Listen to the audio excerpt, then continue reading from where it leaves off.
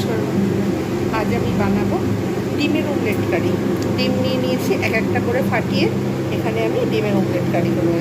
এখানে 4টে ডিম, এখানে নিয়েছি টমেটো, এখানে নিয়েছি কাঁচা লঙ্কা, এখানে নিয়েছি ধনেপাতা, এখানে নিয়েছি কুচনো পেঁয়াজ, এখানে নিয়েছি জিঞ্জার গার্লিক পেস্ট, এখানে নিয়েছি গোটা গরম মশলা, লঙ্কা গুঁড়ো, হলুদ গুঁড়ো, লবণ আর হোমমেড এটা ধনে জিরে গুঁড়ো, কাঁচা লঙ্কা।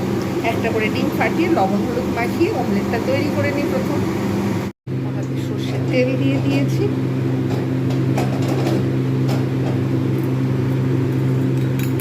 লবণ হলুদ মাখিয়ে দিয়ে মানে অমলেটটা আগে তৈরি করে নেব।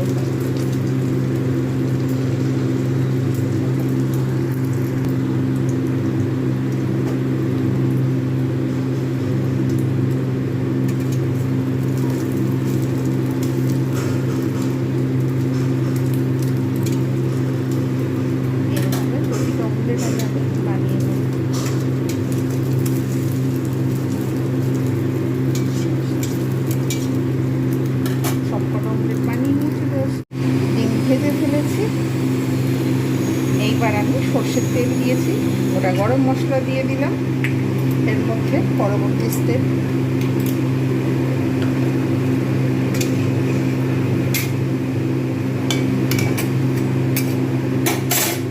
দিয়ে দেবো পেঁয়াজগুলো আমি ভালোভাবে ভেজে নেবো।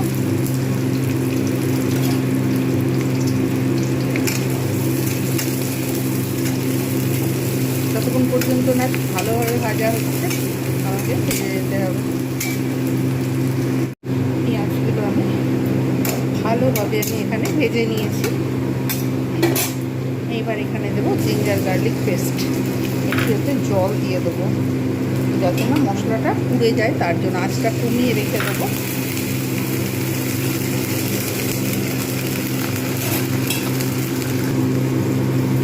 টমেটো, লঙ্কা গুঁড়ো, হলুদ গুঁড়ো, ধনে জিরে গুঁড়ো, হোমমেড, পরিমাণ মতো দেবো লবণ, আর এতে দেবো কাঁচা লঙ্কা। এগুলো খুব ভালোভাবে আমি এই মশলাগুলো কষে নেবো যতক্ষণ পর্যন্ত না একদম পুরো সফট হয়ে যাচ্ছে। ভালোভাবে এগুলো কষতে থাকবো বেশ সময় নিয়ে।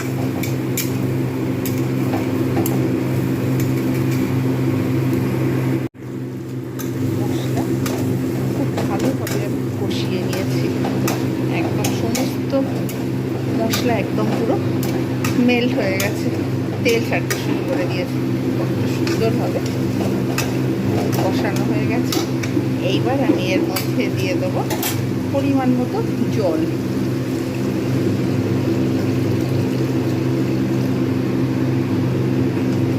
একটু ফুটে উঠলে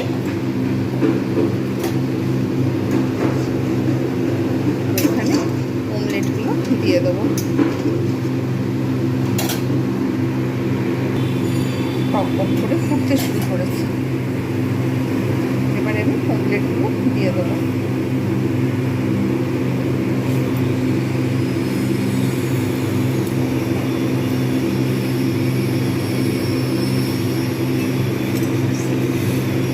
বেশ কিছুক্ষণ ফুটিয়ে নেবো।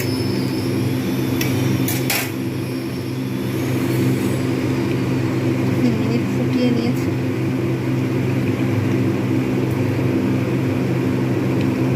ধনে পাতা দিয়ে দেবো টেস্টের জন্য। আর এবার সার্ভ করে দেখাবো কীরকম হয়েছে। আজকের রেসিপি ডিমের অমলেট কারি তৈরি হয়ে গেল। আজকের রেসিপি ডিমের অমলেট কারি আপনারা অবশ্যই বানান এইভাবে, লুচি, পরোটা, ভাত সব কিছুর সঙ্গে এনজয় করুন। ভিডিওটা ভালো লাগলে লাইক, কমেন্ট, শেয়ার এবং সাবস্ক্রাইব করতে ভুলবেন না। যারা যারা দেখছেন, কমেন্ট করছেন, তাদের অসংখ্য ধন্যবাদ। আজকের মধ্যে এতটুকু। Bye bye and take care.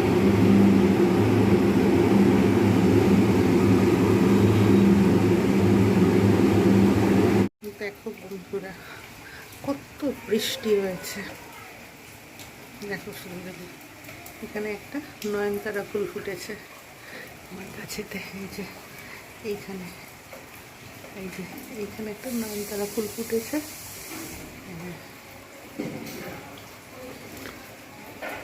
আর এই যে চারিদিকে জলে জলাকার, কি অবস্থা! মানে এতটা বৃষ্টি এবং জল ফার্স্ট টাইম দেখছি। অন্য সময়ও হয়, কিন্তু আজকে যেন মনে হচ্ছে তুলনামূলকভাবে অনেক বেশি জল। আর এই আমার গাছগুলো সব এখানে অল্প অল্প করে জল পেয়েছে। ভাবা যায় বৃষ্টি হলে এত জল জমে চারিদিকে। বৃষ্টির জল, বাড়ির পাশে বন্যা, বন্যা মনে হচ্ছে বন্যা। কুকুরটা ওই যে গেটে গিয়ে শুয়ে রয়েছে,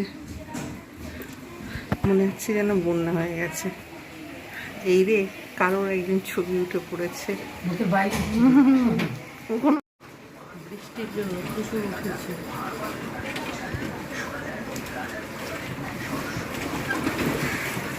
কুকুরের অবস্থা, চারিদিকে জলে জলাকার। কুকুর একটা উঁচু লাইট পোস্টের উপরে উঠে পড়েছে।